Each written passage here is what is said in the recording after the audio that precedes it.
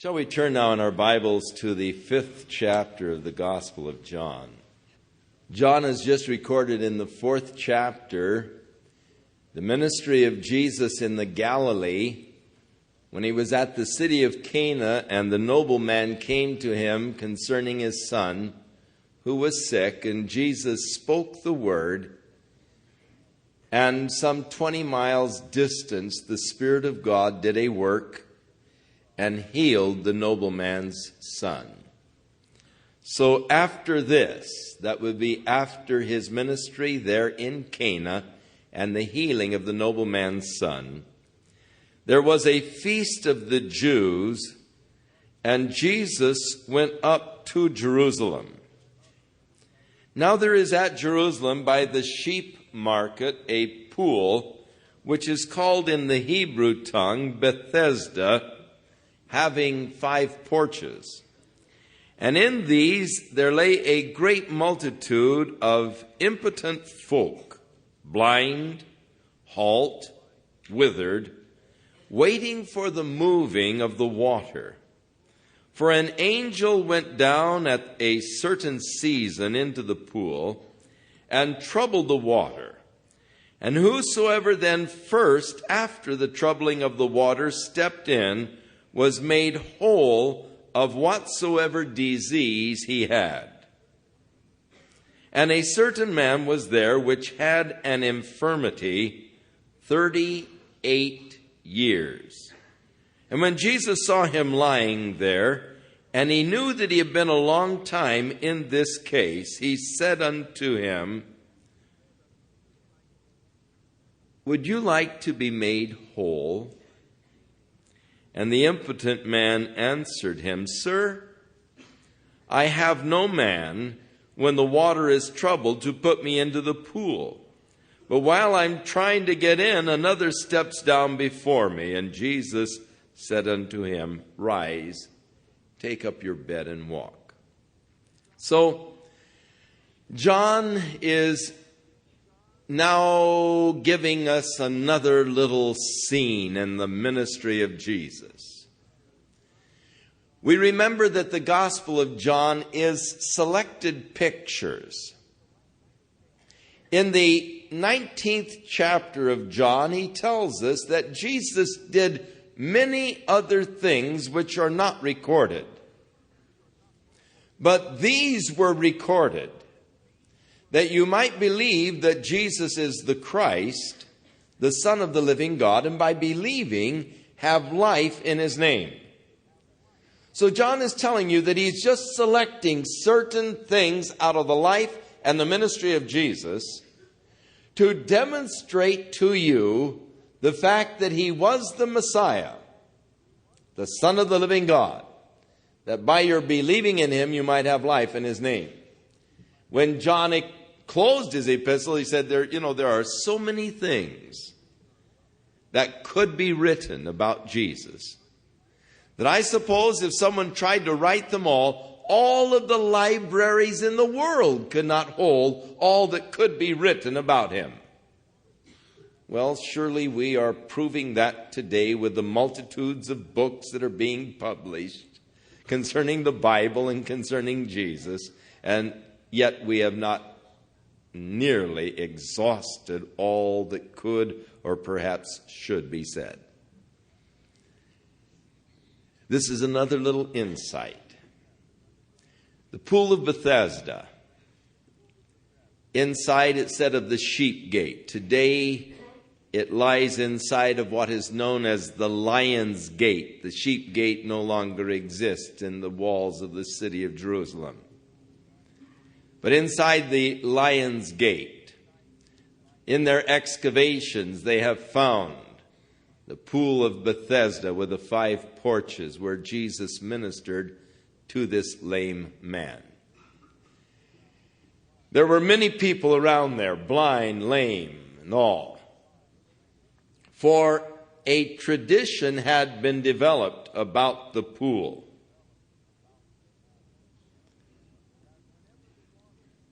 That whenever the waters began to move, whoever was the first one into the water would be healed.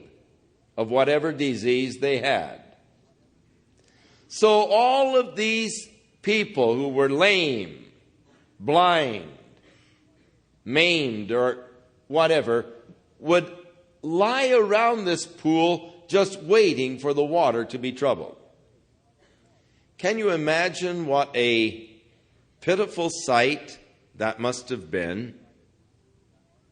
To see this pool of water with the 5 porches and all of these grotesque creatures lying around it, just waiting for the water to be troubled, and then the mad scramble. And the blind person, of course, was disadvantaged because he could only hear the rustling of people and then realize what must be going on and try and get in. And everyone trying to get in first. And the first one in was healed of whatever disease he had. You say, well, how can you explain that? That the first one in could be healed. We know that there is tremendous power in faith. Jesus said, if you can believe, all things are possible to him that believes. How many times Jesus said to people, thy faith has made you whole. Faith is a tremendous power. It can activate the work of God in your behalf. And people oftentimes need a point of contact for releasing their faith. Many times, faith is rather passive. Our faith in God is often passive. It should not be. I'm not advocating this. I'm just making a statement of fact. But passive faith really doesn't do much. I believe that God can. I believe that God created the universe, so I know that God can do anything. I have the passive faith to believe that God could replace an amputated arm. I say the passive faith to believe that because I don't have the active faith to believe that. You say, well, do you believe that God created the world? Sure. Do you believe God can do anything? Sure. Then if God can do anything, sure, he could put a new arm upon a person who had his arm amputated. I believe he can. I don't believe he will. You see, that's the difference between the passive faith and an active faith. An active faith believes he will. Now, many times we need some kind of a place, a point, experience where we turn our faith from a passive faith, which does little, to an active faith that will accomplish a lot. And oftentimes a point of contact is extremely valuable. Now, with these people, a point of contact had been developed to where whenever the water became troubled, they believed that the first one into the water would be healed of whatever disease or malady they had. And because they believed this to be so, the first one into the water, his faith was immediately activated and he believed God is going to heal me. And because he believed that God was going to heal him, he was healed. His faith became active. Much as the woman who in her heart said, I know the moment I touch the hem of his garment, I will be made whole of this plague. And so she made her way through the crowd until she got close enough to reach out and touch the hem of his garment. And the moment she did, she released her faith. It became active, and God's power ministered to her as the virtue went out from Jesus, because God responds to our faith. Your faith can be a hindrance or a blessing. What I believe is very important. If I believe that God can't or won't do a certain thing, then it usually follows that God doesn't. If I believe that God will do a certain thing, then it usually follows that God does. When I was a child, unfortunately, there was a lot of negative preaching. And many people became victims of the negative preaching. I heard many sermons against a lot of things. And one of the favorite subjects of attack by those ministers was smoking cigarettes. And I've heard over and over as a child that if you smoke a cigarette, God will not. You cannot be a Christian, you cannot be a child of God and smoke a cigarette. And I heard this. Now, there were many of my companions who also heard this teaching and this preaching. And they believed what they heard. So that when they began to experiment and smoke cigarettes, they believed, well, God can't save me. I'm a sinner because I smoke a cigarette, and I can't be saved as long as I smoke this cigarette. And because they believed that they could not be saved smoking a cigarette, it became true. They could not be saved. They could not believe God to save them while they were bound by a cigarette habit. Because what you believe becomes the reality in that case. And unfortunately, many people have been destroyed through negative preaching. I had a man in Tucson who said, Chuck, I would like to be a Christian. I would like to come to church. I would like to live for the Lord. I used to be the youth director in our church when I was growing up. And I was serving the Lord, and I was happy and all. And I would like to do it now, but my job gives me a lot of stress.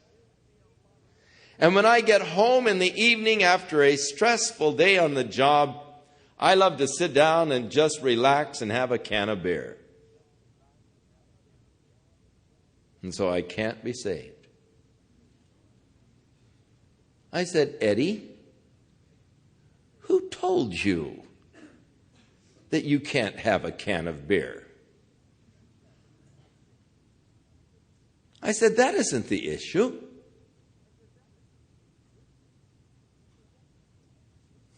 Just to shock him, I said, I drink all the beer I want. I don't want to drink any.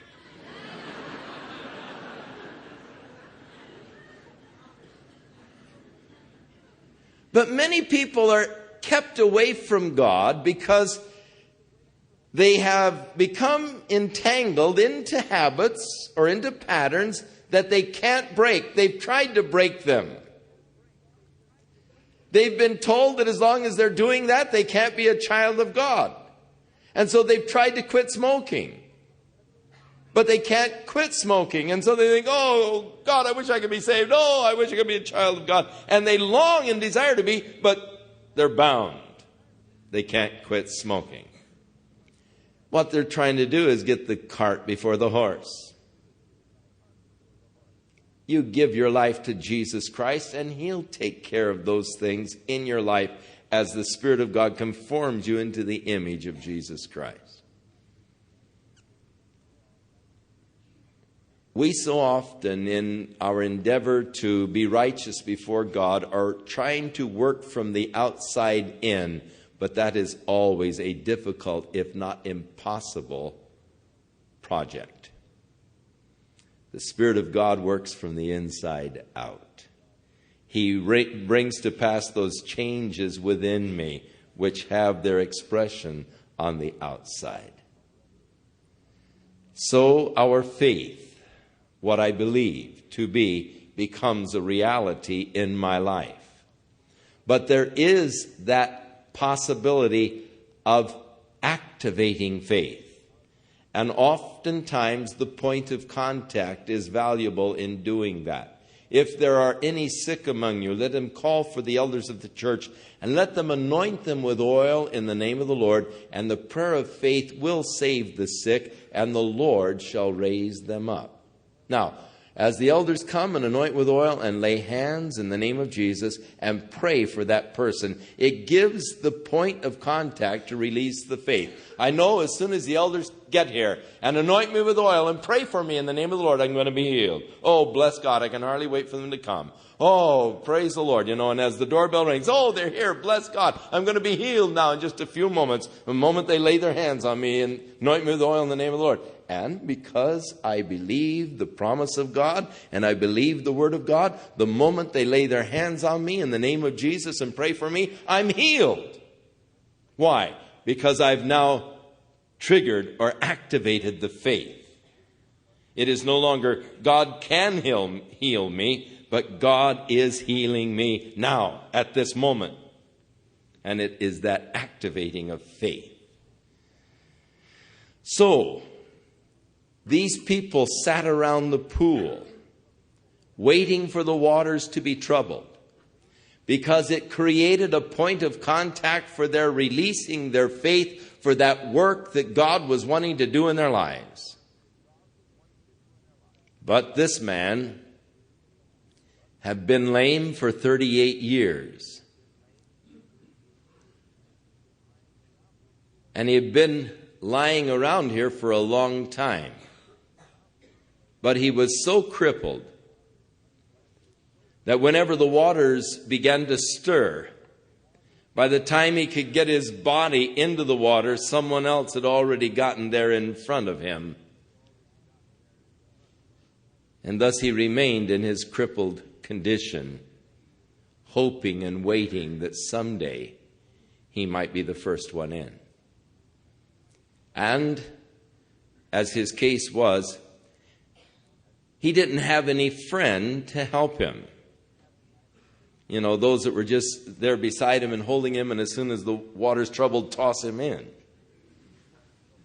So he was there in that helpless state. And Jesus said, "Would you like to be healed?" and he brought up his problem to Jesus. Of course I would like to be healed. But there's no one to help me. When the waters are troubled, someone always gets there in front of me. And then Jesus commanded him to do the impossible. Jesus said unto him, "Rise, take up your bed and walk." I love the way Jesus is always giving to people impossible commands. Because whenever the Lord gives you an impossible command, then you are faced with one of two choices. The first choice is you can obey the command that Jesus gave you. Or you can argue with the command.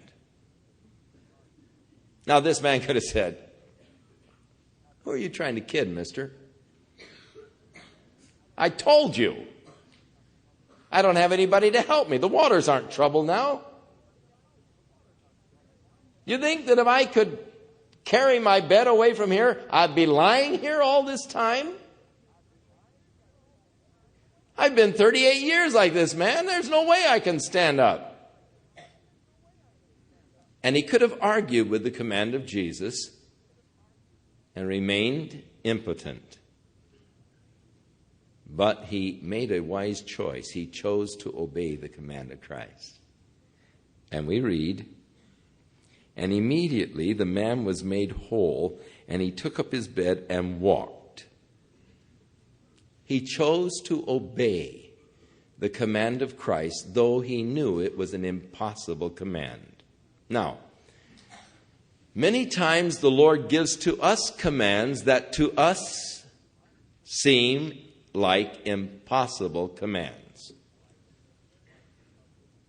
Maybe there's an area of weakness in our life that we have struggled with for years. It has kept us in a defeated state. And the Lord says, all right, now don't do that again. And we say, oh, Lord, you don't know how I'd like to quit. Oh, you don't know how miserable I am when I do this. I don't get any joy out of it. And we argue with Jesus. And we tell him all the times we've tried. We told him all of the programs that we've been on. All of the books we've read. All of the money we've spent trying to change our behavioral patterns. And I'm still the same. And we're arguing with him rather than willing to obey. Now, one thing we must learn, and that is, though Jesus gives to us what seems to be an impossible command, that Jesus never commands us to do anything, but if we will to do it, he will in that moment give to us all of the capacity, all of the power, and all of the ability to do it. Don't argue with him. Just say, yes, sir, and do it. Because if you will to obey the command of Christ, immediately you will receive all that is necessary to obey that command. So many times we look and we say, but that's impossible, Lord. Not anymore, because he told me to do it. And by virtue of the fact that he told me to do it, he will give me the capacity to do it. And so this man was made whole. He took up his bed and walked. But they weren't looking at the calendar. The same day was the Sabbath. And he didn't get very far until some of these black-robed men with black hats and long curls said unto him that was cured, "It's the Sabbath day. It's not lawful for thee to carry thy bed." It's interesting to me, the traditions that man can acquire, but really what amazes me most is how deeply ingrained tradition can become in a person's life. You know, I think one of the hardest things to be freed from is tradition. It's just awfully hard to shake ourselves from tradition. Unfortunately, into the church there has come a lot of tradition, church tradition, which has its roots in the Mystery Babylon religion. But it has become a part of church tradition. But because it is tradition, it has become so deeply ingrained that when Martin Luther sought to make his break, and did make a break, it wasn't a truly clean break from all of the abuses. For he brought into the Protestant Reformation much of what was tradition brought in from the Mystery Babylon religions systems. So that as Jesus wrote to the church of Sardis, the Protestant Reformation, he said, I have not found your work complete before God. You've still got a lot of these trappings that belong to the Mystery Babylon religion that have no place in the body of Christ. But traditions are very difficult to throw off. They are so deeply ingrained within a person. They had certain traditions that had developed concerning the Sabbath. They sought to interpret the Sabbath law. They had what was known as the Mishnah,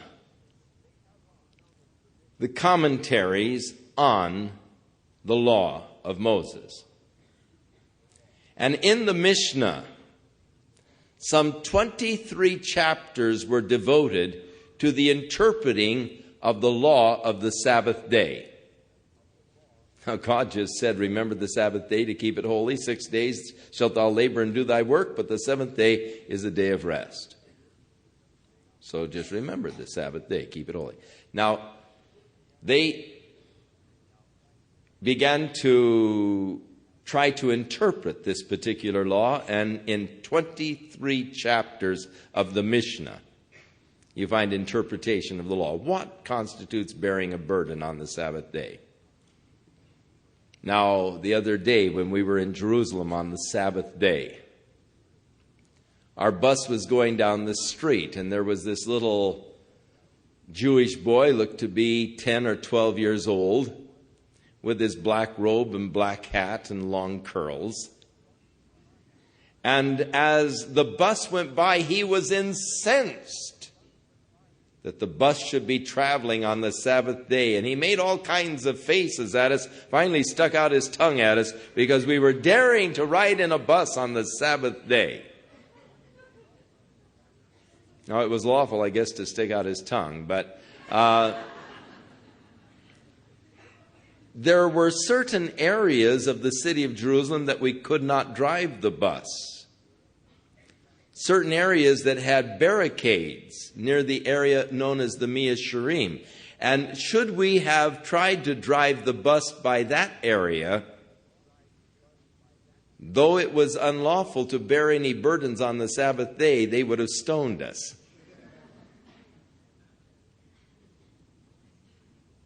This man was nailed. He's carrying a bed on the Sabbath day. Hey, fella, it's the Sabbath day. It's not lawful for you to carry your bed. And he answered them, He that made me whole,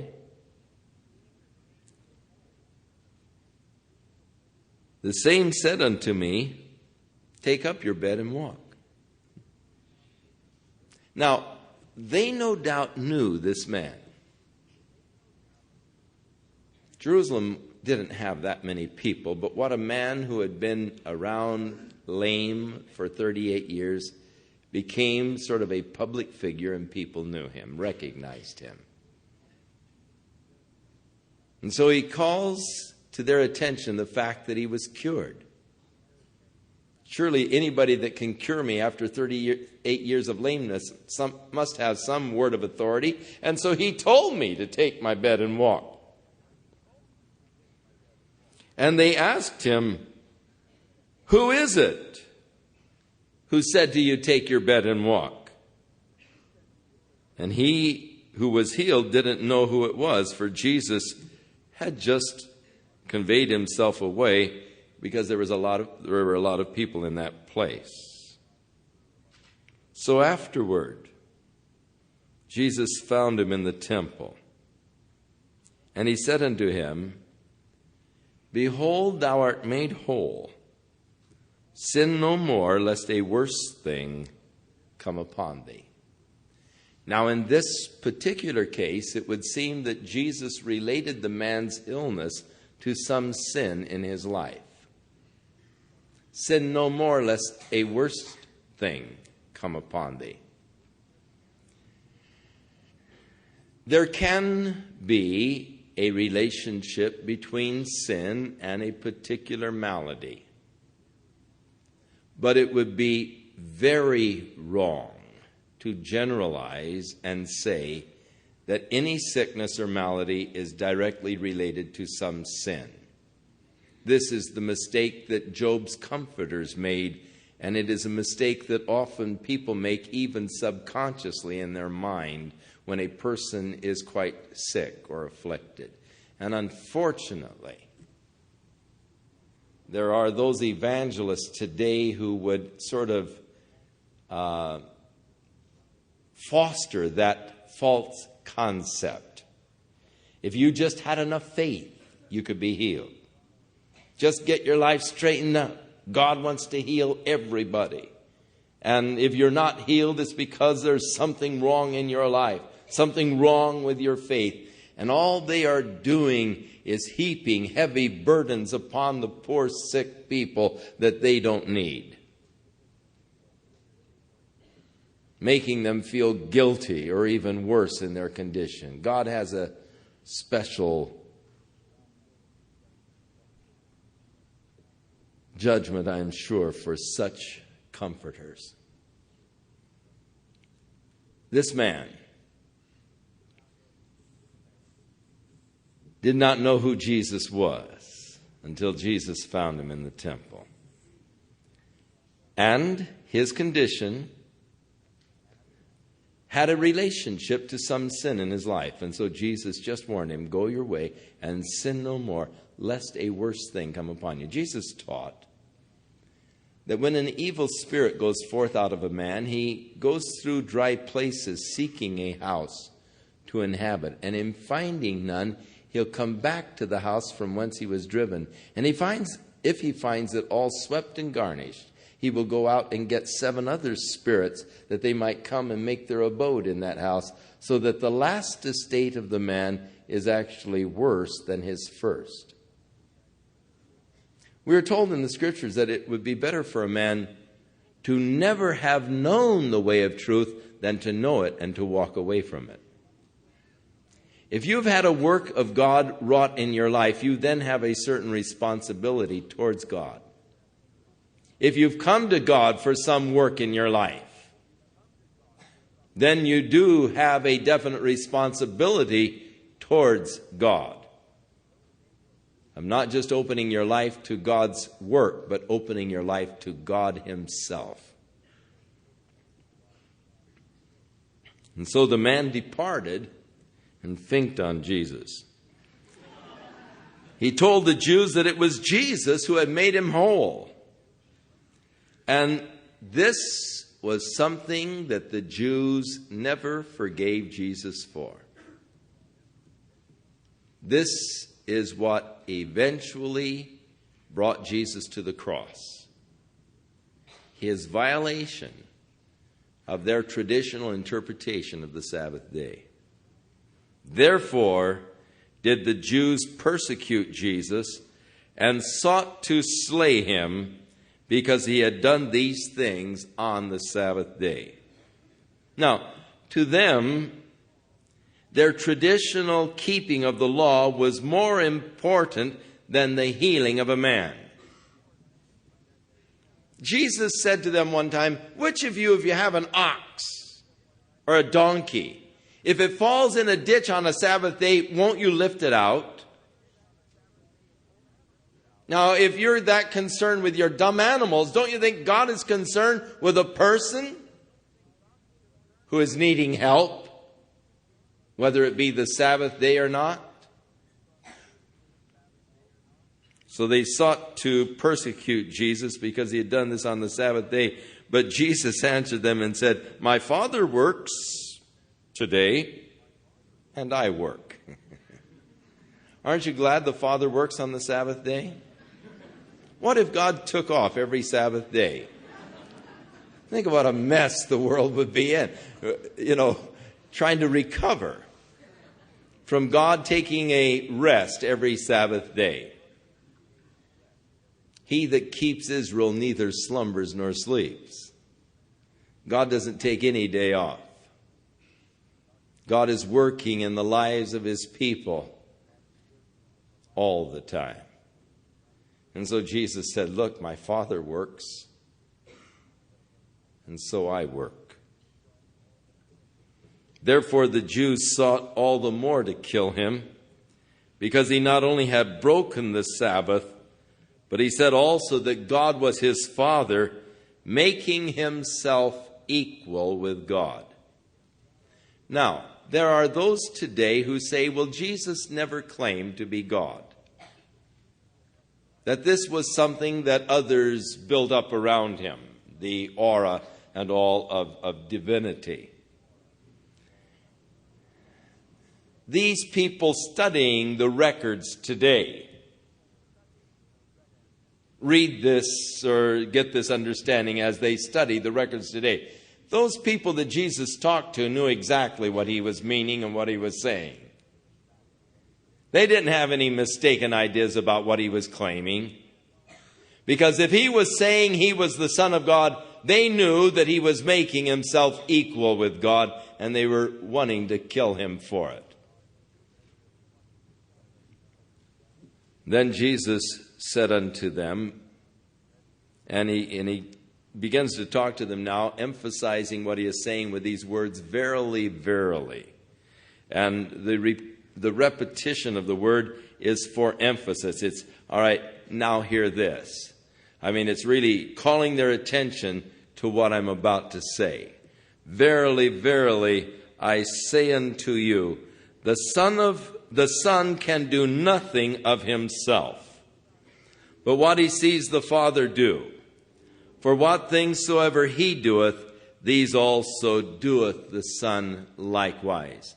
And so Jesus is claiming here that his works are the work of God, that they are not his works, that he is showing to them the work of God and doing the work of God. I've brought this healing to the man, but it was God who brought the healing.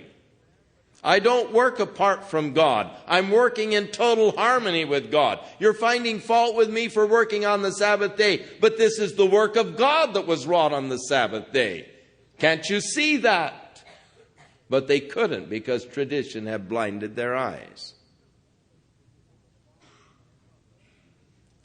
For the Father loveth the Son, and he shows him all things that himself does. And he will show him greater works than these, that ye may marvel.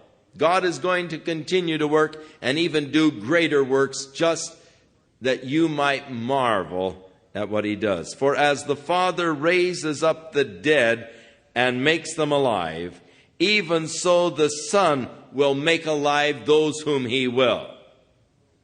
And so as we follow on in the ministry of Jesus, we find him raising to life the son of that widow in the city of Nain, Jairus' daughter there in Capernaum, and finally Lazarus, who had been dead, because God can make alive even those who are dead, and the Son, doing the work of the Father, will give life to those whom he will.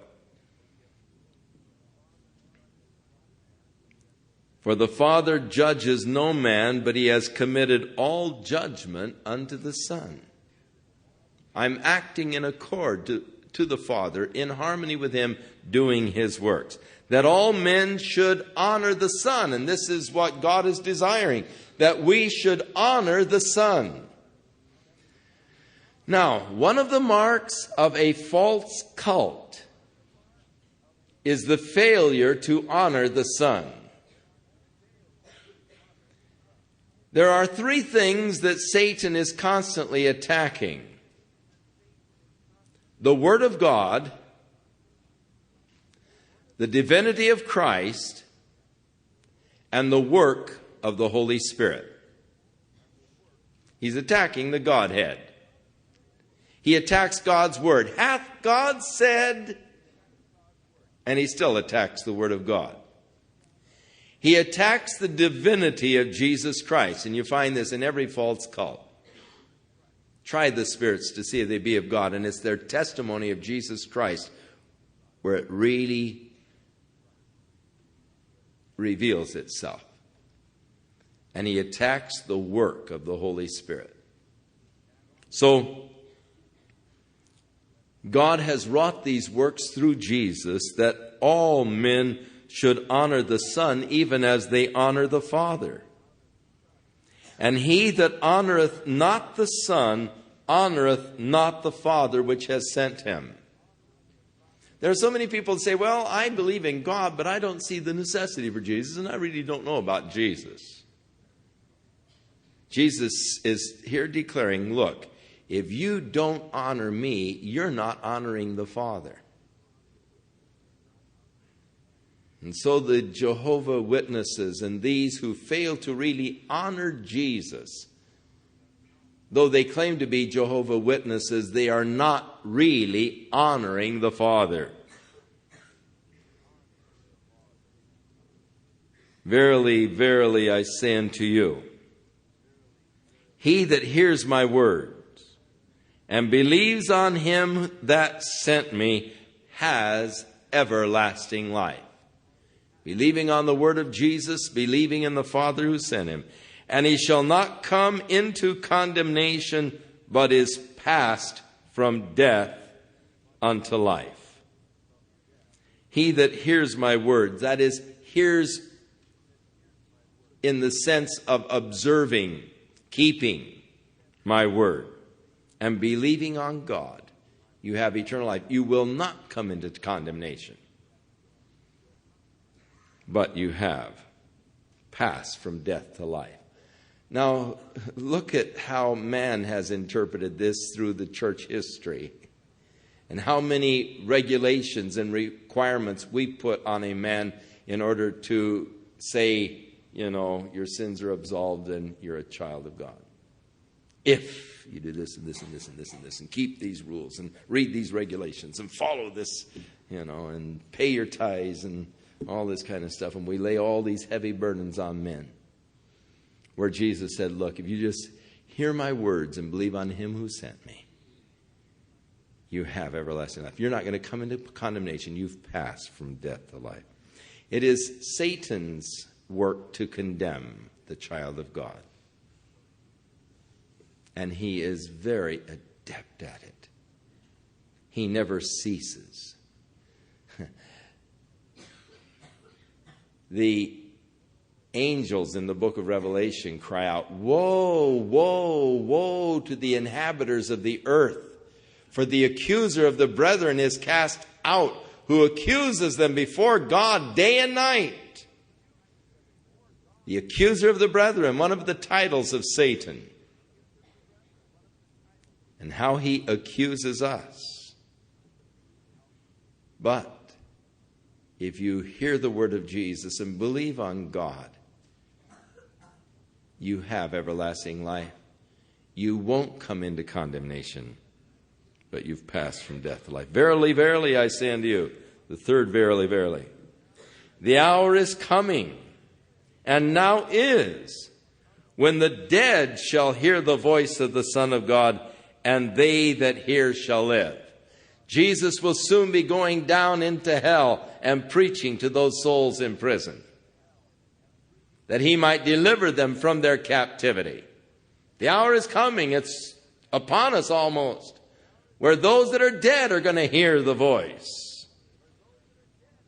And they that hear shall live. For as the Father hath life in himself, so has he given to the Son to have life in himself. Jesus said in a little while as we get into John, no man takes my life from me.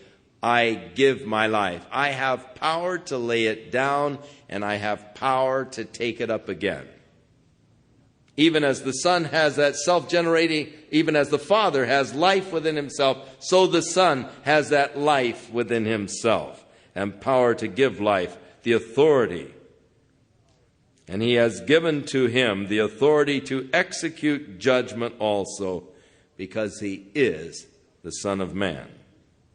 Now marvel not at this, for the hour is coming in which all that are in the graves shall hear his voice. Jesus is talking about that ministry that he's going to have very soon, to those faithful who with Abraham were waiting the fulfillment of the promise of God. Those who died in faith, not having received the promise, but seeing it afar off, were embracing it, holding on to it, waiting for that redemption to be completed. And they shall come forth, they which have done good unto the resurrection of life, and they which have done evil unto the resurrection of damnation. And I can of my own self do nothing. As I hear, I judge, and my judgment is just, because I seek not my own will, but the will of the Father which sent me. He again is declaring that he is working in perfect harmony with the Father. Later on, he'll tell Philip, the works that I do not of myself, but the Father that dwelleth in me, he doeth the works. Same witness that he's giving here. What I'm doing, I'm only doing because I have seen the Father do it. I'm doing the works of the Father in your midst.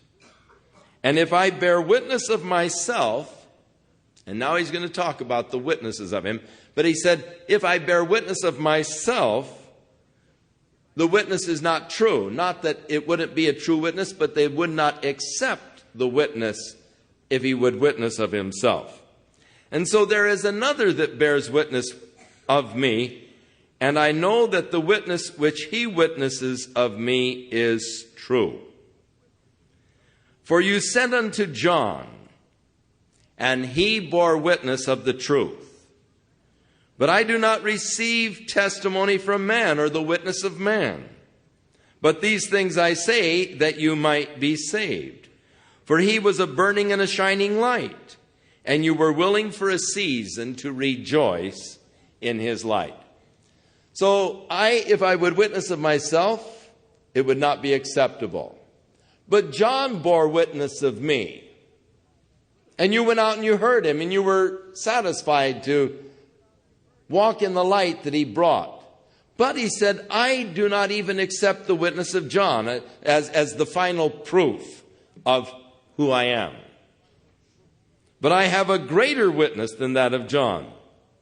For the works which the Father hath given me to finish, the same works that I do bear witness of me that the Father hath sent me. And so Jesus is appealing to the miracles and to the works that he wrought as the witness and the testimony of his authority and of his origin. Now, Nicodemus came to him and said, Rabbi, we know that you are a teacher come from God, because no man can do the works that you do unless God was with him. And Nicodemus recognized this as a valid witness when he came to Jesus. Philip said to the Lord, Lord, just show us the Father, and it sufficeth us. And Jesus said, have I been so long a time with you, Philip, and have you not seen me? He that hath seen me hath seen the Father. Why do you then say, show us the Father? Believest thou not that I am in the Father, and the Father is in me? The works that I do not of myself, but the Father that dwells in me, he does the works. Now believe me that I am in the Father, and the Father in me, or else believe me for the very works' sake. He calls as a witness of his authority the works that he was doing, for he was doing the works of God. And they are a powerful witness of who he is. And to deny that Jesus is the Christ, the Son of God, is to deny the miracles and the works that he has wrought. Now, you will always find those liberals who are seeking to do just that, rationalizing all the miracles. And as we get into the next chapter and Jesus feeds the multitude with the 5 loaves and the 2 fish, they'll tell you that in those days everybody carried their lunch in their long sleeves, which were tied at the wrist. And they were all so selfish that none of them were willing to share their food with others that may have forgotten to bring theirs. And they all sat there in their selfishness, not wanting to eat their own food in front of others, but still not willing to share, until finally one sweet little boy came forth and said, "Here, Jesus, I'll give you my lunch." And they were all so moved and touched by the beautiful example of this child that a miracle took place. They all untied their sleeves and shared their lunch, so that when they gathered up the fragments, they had given more than 12 baskets full. Isn't that sweet and wonderful, the example of a child leading the congregation to generosity? And so the lesson that they would teach is the example of a child being able to lead us into benevolent acts. Jesus really wasn't walking on the water. He was walking around the shore, and the disciples were almost at the beach already. They just didn't realize that. And so he just waded out and got in the boat, and they were at the shore, There's no problem. It's too bad Peter was so dumb he didn't realize it and started to sink and had to cry for help, isn't it?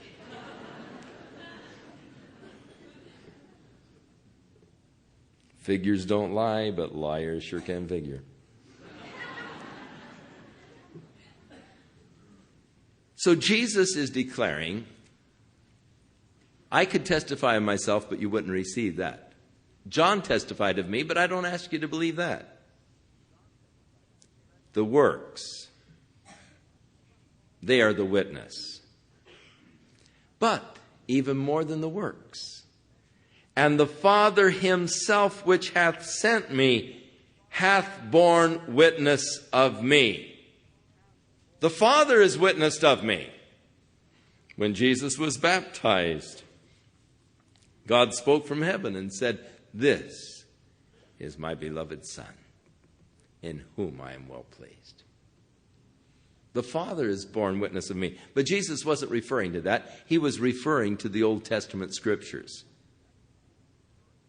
where in the Old Testament, God bore witness of his Son, who he would send into the world. The Father hath borne witness of me. But you have neither heard his voice at any time nor seen his shape. You don't know the Father. You've never heard the Father. For you do search the scriptures. Now, this is often misinterpreted. People think that Jesus is saying, you go home and you search the scriptures. He's not saying that. He is saying, you do search the scriptures. You have searched the scriptures. For in them you think you have life. But really, they are testifying of me. Peter, in his epistle, said, we did not follow cunningly devised fables when we declared unto you the glory of the Lord, but we were actually eyewitnesses of his glory on that most holy mount. But we have a more sure word of testimony in prophecy. I saw it with my own eyes, but I'm not even asking you to believe what I saw with my eyes. We've got something that is more sure than what we have seen. We've got the Word of God and the witness of God in the Old Testament Scriptures. And if you really search the Scriptures, you will find that they testify of Jesus Christ. The whole Old Testament was bearing witness of that one who was to come. As Jesus said, I have come in the volume of the book, it is written of me, to do thy will, O Lord. Declaring that the volume of the book, the Old Testament, was written about Jesus. Now he's saying to them, you haven't really heard the voice of God. You search the scriptures because in them you think you have life. But in reality, you haven't heard God's voice because those scriptures testify of me. But you will not come to me that you might receive life. Now he said, I do not receive the honor from men. But I know you, that you do not have the love of God in you. For I have come in my Father's name, and you have received me not. But there's another who is going to come in his own name, and him you will receive. The reference here is to the Antichrist, who will soon be coming on the scene. And though the Jews rejected Jesus Christ, they will embrace this man who will come on with a great deception, a program of peace and prosperity. If you talk to the Orthodox Jew today, they will tell you that they will recognize their Messiah, for he will come and bring them their temple. And they are looking for the rebuilding of the temple today. But they're looking for some man to lead them in the rebuilding of the temple. And whoever that man is will be hailed by them as the Messiah. And that is the sign that they are looking for. Whatever man will bring to them the rebuilding of their temple. But because they are in unbelief of the Son of God, they will be deceived. And the man who is going to lead them into the rebuilding of their temple is the Antichrist, who will be coming in his own name, but him. Jesus came in my Father's name, in my Father's authority, but you didn't accept me. This man's going to come in his own name, and you're going to receive him. And the prince of the people that shall come will make a covenant with the people, but in the midst of the week he will break the covenant, and he will establish the abomination which causeth desolation. He's going to come into the temple after 3.5 years, declaring that he is God and demanding to be worshipped as God. And through his blasphemy, he will trigger the great wrath of God, which will be poured out at that time upon the Christ-rejecting world. How can you believe, you who are receiving honor one of another? One of the most sickening things to me is that building up of other men's egos in the bestowing of honor and glory and the heaping of praises upon man. When I was within a denomination, one of the most sickening things I had to go through were the conventions, where the men would get up and honor each other. The introductions of the speakers were a pain to endure. As they began to tell of the great, mighty, marvelous instrument of God that God has sent to us in these days to be a blessing and an honor and a glory. And then the guy, when he gets up to start to speak, has to give honor to the guy that gave him such a glorious introduction. How I thank God for brothers like this who have stood so stalwart for God. And they're going on and just patting each other's backs and exalting each other and lifting up men. Jesus said, as long as you're lifting up men, how can you hear the voice of God? The voice of God seeks to exalt Jesus Christ. John said, he must increase, I must decrease. And so says every true child of God. Rather than seeking the honor and the glory of man, he is seeking the honor and the glory of God. And Jesus said, how can you believe when you receive honor one from another, and you seek not the honor that comes from God only? But don't think that I'm going to accuse you to the Father. I'm not going to accuse you. Moses, the one you love and is trusting in, he's the one that's going to accuse you. Now, the law came by Moses, grace and truth came by Jesus Christ. Jesus said, I didn't come to condemn the world, but that the world through me might be saved. And he that believeth is not condemned, but he that believeth not is condemned already. Moses is accusing you. Moses laid out the law. Moses told you how God would have you to live. And you haven't lived up to that standard. And thus the law stands as the accuser of man. Not the Redeemer, not the Savior. The law cannot save you. It cannot make you righteous. The law condemns you and accuses you because it shows you how far short you have come from what God would have you to be. Don't think Jesus said, I'm going to stand up there and accuse you before the Father. The one you're trusting in is the one that's going to accuse you, Moses. He is going to accuse you.